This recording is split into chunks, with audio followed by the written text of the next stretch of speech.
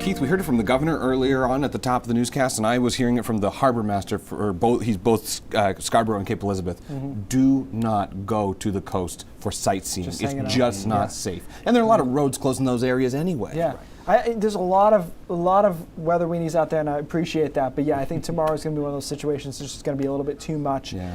And we are expecting flooding. That's our biggest concern. But we've got a couple others with the storm too. We're looking at it on the radar picture here. It looks pretty good. It is wrapped up just south of Chicago, and the subtle differences between this and the last storm.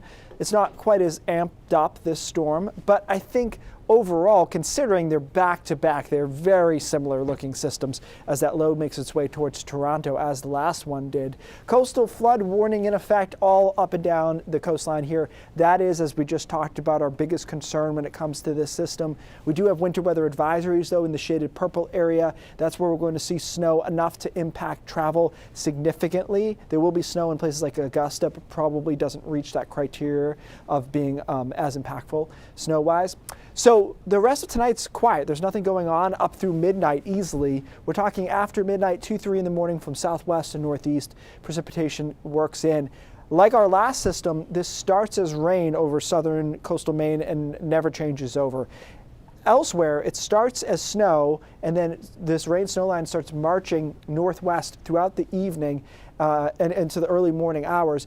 By Saturday at 9 a.m., we've got this rain-snow line just about in Augusta and Lewiston, still snowing in the foothills and mountains, still snowing in Bangor. And then by noon, it's really just the mountains in northern Maine that are hanging on to snow. It's in the mid and upper 40s, some low 50s along the coastline with periods of rain. This is Saturday, 4 o'clock. A couple of squall lines still left to come through, but most of the storm will be done at that point.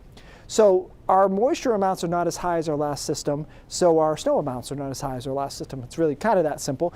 Same general outlines here, 6 to 10 inches in the mountains down into Freiburg as well.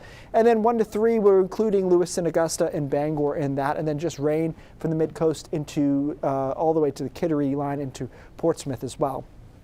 Winds will be a little bit weaker than our last storm. They should be about 50 miles an hour gusts out of the east-southeast. We'll see power outages. I don't anticipate there should be a ton of them based on the fact that we did this a couple days ago. We had about 50,000 outages. Seems like that should be ballpark where we're at with this system as well, but the grid can always surprise you, so we'll keep an eye on it. It's the coastal flood threat. That's really what we're most concerned about here. Looking at Portland, the gauge there, it's predicted to be at 14.3 feet. We just had it at 13.84. That caused a lot of damage.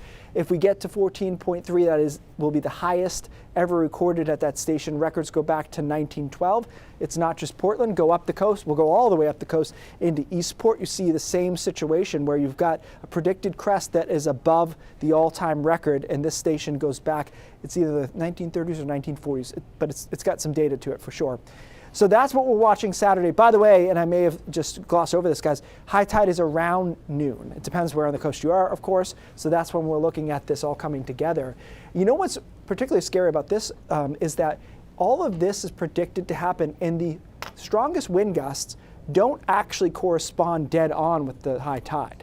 Wow. So this is not the maximum surge we could have seen from this storm, and we're still looking to break records up and down the coast with it. A lot of people hoping we won't. Yeah, for sure. Thanks, Keith.